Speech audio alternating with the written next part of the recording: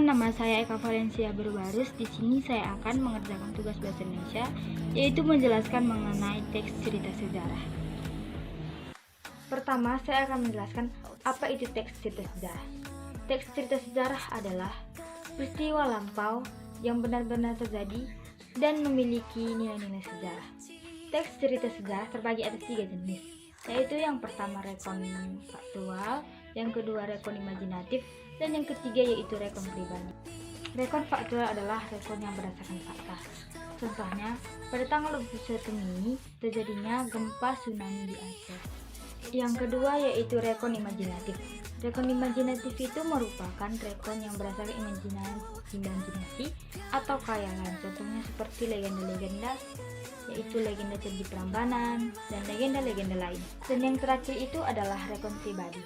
Rekon pribadi yang bersifat diri sendiri atau menceritakan kehidupan diri sendiri atau orang lain. Contohnya seperti cerita Soekarno, Habibie dan Ainun dan lain sebagainya.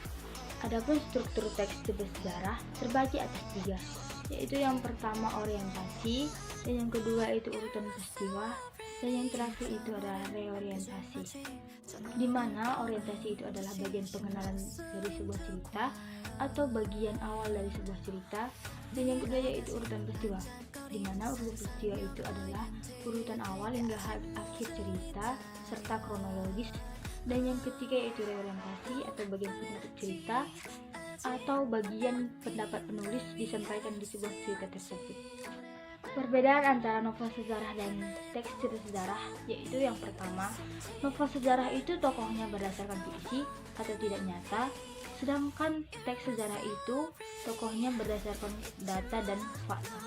Dan yang kedua yaitu novel sejarah itu bersifat hierarki atau ceritanya dari yang kurang penting ke paling penting, sedangkan teks sejarah itu bersifat gradul atau ceritanya itu bersifat berangsur-angsur. Yang ketiga yaitu novel sejarah itu termasuk karya sastra, sedangkan teks sejarah itu termasuk karya ilmiah.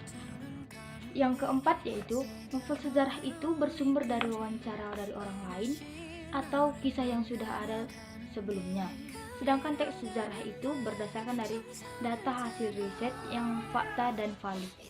Dan yang terakhir yaitu pada bagian akhir novel sejarah itu sering dibuat menggantung atau ketidakjelasan, sedangkan novel sejarah itu sudah ada kepastian dan kejelasan dari sebuah cerita tersebut.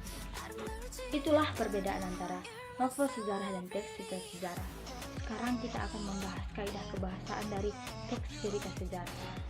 Kaidah kebahasaan yang pertama yaitu menggunakan kalimat yang bermakna lampau.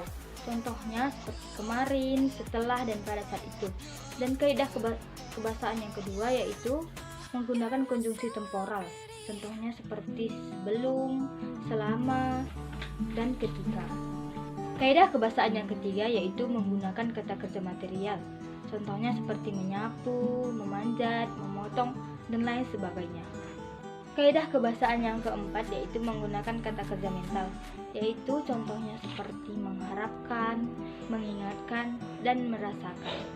Kaidah kebahasaan yang kelima yaitu menggunakan kata kerja tidak langsung. Contohnya seperti bahwa, mengatakan, menurut, dan menuturkan. Kaidah kebahasaan yang terakhir yaitu menggunakan kata sifat untuk menggambarkan tokoh, tempat, dan suasana. Contohnya seperti baik, jujur, berwibawa, bersih, dan lain sebagainya.